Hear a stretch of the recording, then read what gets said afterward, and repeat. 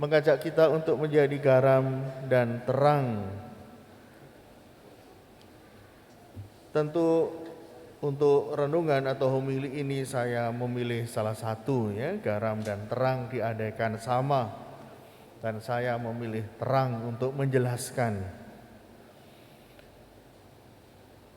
Terang identik dengan situasi di siang hari, semua kelihatan.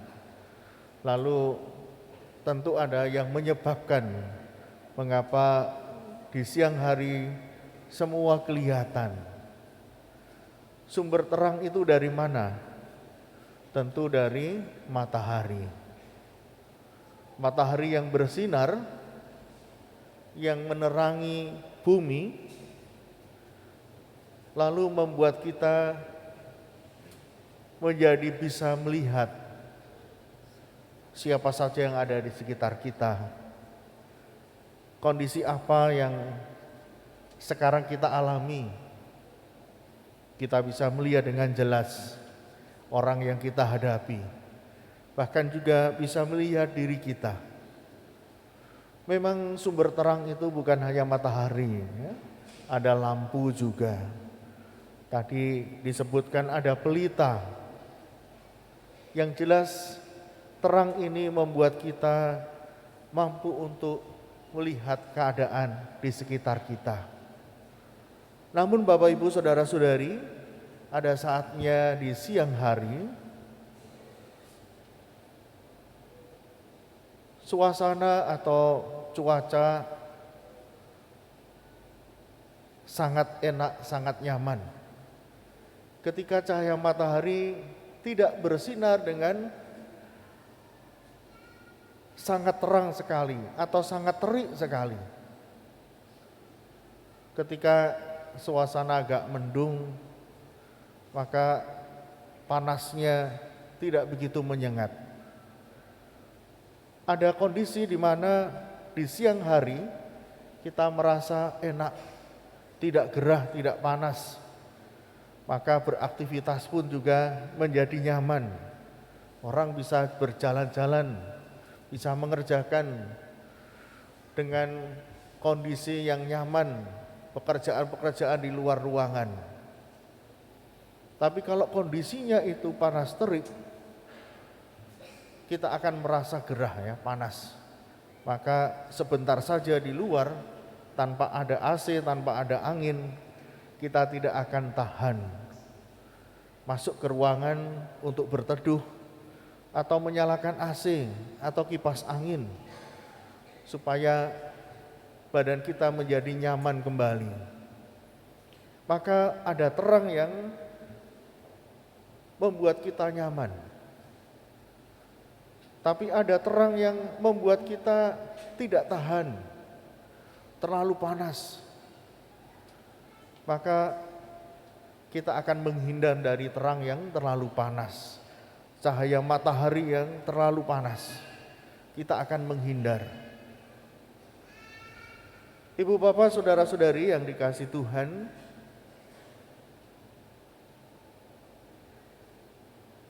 kondisi di mana kita merasa nyaman dan kondisi di mana kita merasa panas sekali, di mana kita dipanggil untuk menjadi terang adalah ketika kita hadir di tengah-tengah sesama, berhadapan dengan orang lain, di mana kehadiran kita itu membawa kesejukan, membawa kedamaian, membawa sukacita. Nah, itulah terang yang kita pancarkan. Ketika orang dengan nyaman datang berjumpa dengan kita, bahkan rindu untuk bertemu kembali, mendengarkan percakapan, mendengarkan ide-ide, atau orang rindu untuk didengarkan. Nah, inilah kita menjadi terang yang pas bagi orang lain, terang yang hangat, terang yang membawa damai. Sedangkan ketika kita berada di tengah-tengah orang, lalu mereka merasa tidak nyaman dan satu persatu pergi, tidak mau kembali, maka terang yang kita pancarkan itu justru membuat orang menjadi resah, orang menjadi panas, tidak nyaman. Terang kita mungkin berlebihan, terang itu bisa pengaruh, datangnya bisa dari jabatan, dari kedudukan, bisa juga dari harta benda. Terlalu silau orang melihat kita dengan penampilan yang berlebihan. Memang tidak salah orang kaya juga menunjukkan kekayaannya, tetapi ketika ditampilkan di tengah-tengah orang yang keadaan ekonomi tidak sama, maka seringkali orang menjadi silau, merasa tidak nyaman, lalu memilih untuk menjauh, merasa tidak selevel. Maka ketika orang membangun persahabatan dengan kondisi seperti itu, terang yang berlebihan, entah lewat jabatan, posisi, atau menampilkan harta bendanya terlalu berlebihan, orang akan menarik diri. Nah, ibu bapak saudara-saudari yang dikasihi Tuhan, maka menjadi terang bukanlah sebuah ambisi yang harus melewati karier tertentu atau mendapatkan status, kedudukan, jabatan, atau bahkan dengan status sosial, dengan harta benda yang kita miliki. Memang ada godaan dengan harta benda, orang menjadi viral, ya, dipamerkan di sana sini, diliput oleh YouTuber, oleh stasiun televisi. Kelihatannya seolah-olah dia merasa bahwa aku punya pengaruh kepada orang lain.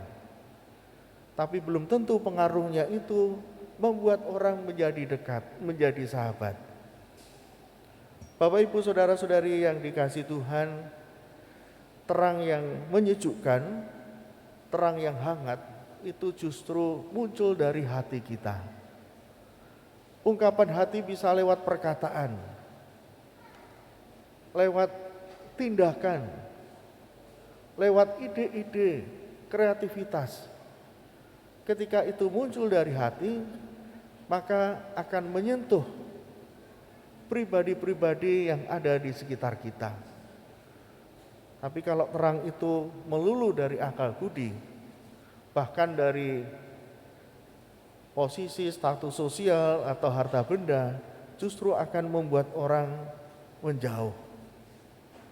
Maka Bapak Ibu saudara-saudari yang dikasihi Tuhan, ketika kita dipanggil untuk menjadi pelayan, layanilah orang dengan hati Anda. Apa yang terbaik untuk diri kita, berikanlah itu, lakukanlah itu kepada sesama. Bahkan di tengah-tengah keluarga, kita bisa merefleksikan, apakah terang saya di keluarga itu menyatukan atau justru membuat anggota keluarga menjauh. Jangan-jangan ketika keluarga sedang enak-enak berkumpul bersama, tiba-tiba datang, lalu yang lain menjadi diam. Tidak ada pembicaraan. Di antara anak-anak pun bisa menjadi terang satu sama lain. Kadang-kadang bukan anak yang pandai, tapi justru anak yang sederhana tapi peduli kepada saudara-saudaranya. Dia bisa merangkul kakaknya, merangkul adiknya, atau mengayomi adik-adiknya, atau justru anak yang paling kecil bisa membuat nyaman situasi dalam keluarga itu. Kalau itu bisa terjadi, maka Dia adalah terang bagi keluarga. Dia membawa damai. Seorang ayah pun demikian. Ketika hadir dalam keluarga dan semua gembira bersuka cita, mampu untuk bertukar pikiran, mampu untuk bercerita tanpa takut, tanpa khawatir, maka dia adalah ayah yang membawa terang bagi keluarga itu. Demikian juga dengan seorang ibu. Seorang ibu yang membuat keluarga itu damai dan jauh dari konflik, dan buat anak-anak kerasan, senang tinggal di rumah, beraktivitas. Nah, itu adalah ibu yang membawa terang, selalu siap bagi suami maupun anak-anak dalam kondisi apapun, selalu ada bagi mereka. Bapak, Ibu, saudara-saudari yang dikasihi Tuhan, ajakan menjadi terang ini bukanlah ajakan yang sulit.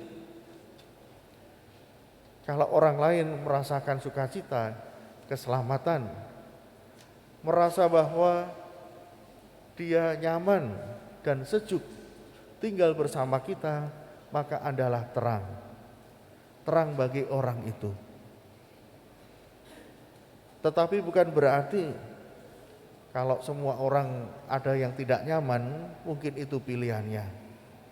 Tapi ketika Anda membuat orang menjadi nyaman, bahagia, dan merasa sejuk berhadapan dengan Anda, maka Anda sudah menjadi terang. Ibu, bapak, saudara-saudari yang dikasihi Tuhan, kita bersyukur bahwa kita diingatkan dengan sabda ini. Itu artinya apa? Bahwa ternyata hidup kita bukan hanya melulu untuk diri kita, tapi hidup kita juga hendaknya berarti bagi sesama. Mari kita renungkan dan mari kita jawab panggilan Tuhan untuk menjadi terang, membawa keselamatan damai bagi orang-orang di sekitar kita. Berkat Tuhan menyertai kita. Amin.